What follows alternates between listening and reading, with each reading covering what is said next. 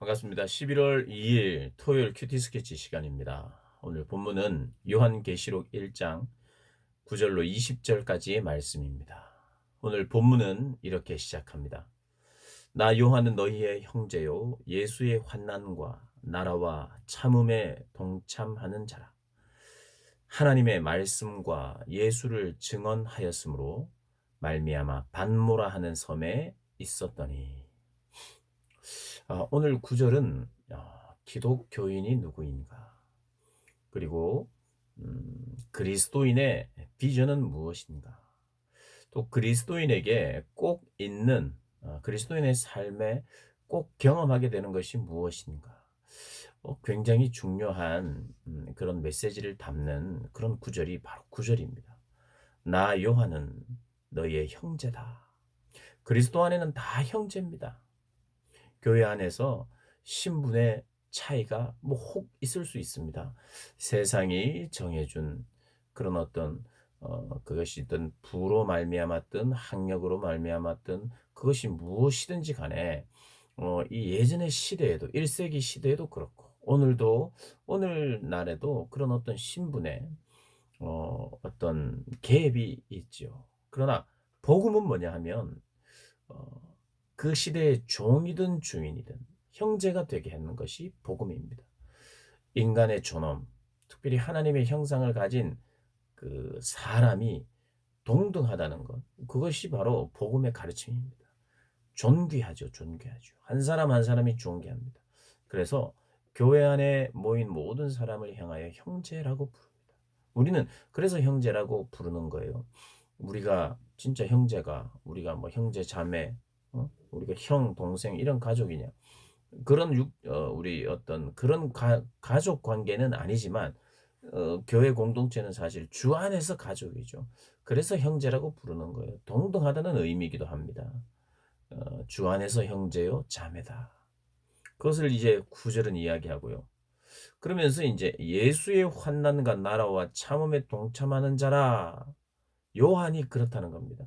요한은 나 요한은 너희의 형제고 또 예수의 환난과 나라와 참음에 동참하는 자라. 하나님의 말씀과 예수를 증언하였으므로. 여러분 믿는 사람은 그리스도인이면 또 특별히 사도는 보내심을 받은 자입니다. 보내심을 받았다. 그게 뭐냐 하면 사도는 사명이 있는 거예요. 그 사명이 뭐냐? 예수를 증언하는 일입니다. 예수를. 예수는 누가 증언하느냐? 예수님을 만난 자들, 예수님을 목격한 자들은 다 증인이에요. 그러면 요한뿐만 아니라 우리도 마찬가지입니다. 예수를 믿는다는 것은 증인의 역할을 감당하겠다는 뜻이에요. 어, 누군가가 와서 물어봤을 때도 증인의 역할을 감당해야 되지만 묻지 않아도 증인으로서 하나님을 모르고 살아가는 사람들에게 증인된 우리가 예수를 전하는 것. 그게 바로 우리의 사명입니다. 근데 전하다 보니까 어떤 일이 일어났느냐? 전하니까 역사가 일어났어요. 예수를 전하니까 회개가 일어났습니다. 예수를 전하니까 회개하고 돌아와서 교회가 세워집니다. 그게 바로 성경의 가르침이고 성경이 증언하는 역사예요. 예수님을 증언하고 증거하였을 때 그런 일이 일어났습니다. 그런데 그런 일만 있는 것이 아니라 또 성경은 동시에 우리에게 환난도 있다고 말합니다. 핍박도 있다고 말해요. 그러면 어, 이 신약 시대를 살아갔던 그리스도인들 그리고 사도들, 예수님의 제자들은 어떤 삶을 살았느냐? 하나님의 복음의 메시지를 전할 때 역사가 일어났습니다. 그리고 교회가 세워졌고요. 경건한 두려움도 있었습니다. 능력도 나타났어요. 그래서 사도들에게 함부로 하지 못했습니다. 권위도 있었고요. 회개가 있었고, 그래서 교회가 세워지고, 교회가 커지고, 복음이 흥왕하고 말씀이 막 흥왕하여 날마다 모이기도 했죠. 그런데 동시에 어떤 일이 일어났습니까? 모이는 것 때문에 사람들이 핍박합니다. 그리고 예수를 증언하는 것 때문에 핍박합니다. 그래서 결국 흩어져 버렸어요. 흩어지기도 하고 핍박 때문에 도망가기도 하고 이게 그리스도인의 삶입니다. 그래서 그리스도인의 삶에는 하나님께 순종해서 주시는 복도 있고요. 그 복을 누리고 그 복을 누리기 위해서 복을 지키고 하나님의 말씀을 순종하다 보면 또 핍박도 받는 게 그리스도인의 삶이에요. 그 요한은 이렇게 이야기하는 겁니다. 내가 하나님의 나라의 확장과 복음의 전파가 내 사명이고 우리 모두의 사명인데 그것을 하다 보니까 나는 갇혔다. 나는 밤모섬에 지금 있다. 예수를 증거하다가 사명을 감당하다가 그러니까 비전을 성취하기 위해 몸부림치다가 갇혀 있다는 거예요. 그 사명을 이루어 갔고 이루었습니다. 그리고 현재도 이루고 있습니다.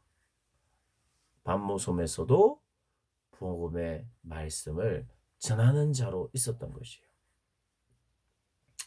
그래서 오늘 기억해야 되는 것은 우리의 사명은 다른 것이 아니에요. 내가 이 땅에서 무엇을 먹으며 살지, 뭐 어떤 것을 내가 재능을 가지고 어떤 일에 보람을 가지고 살 것인지 이게 우리의 최종적인 고민이 되어서는 절대로 안 됩니다. 우리의 고민은 그런 것을 주신 하나님 맞습니다마는 그런 재능을 주신 하나님 맞습니다마는 우리가 이 땅에 보내진 이유는 하나님의 뜻을 이루는 것이고 하나님의 꿈과 비전이 있는 것인데 그것은 결과적으로 어떻게 나타나느냐 제사장의 나라가 되는 거예요.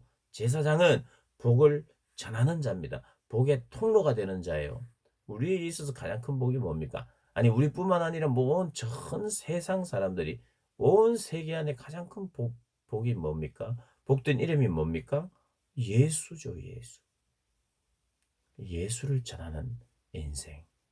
그게 바로 우리 사명입니다, 여러분.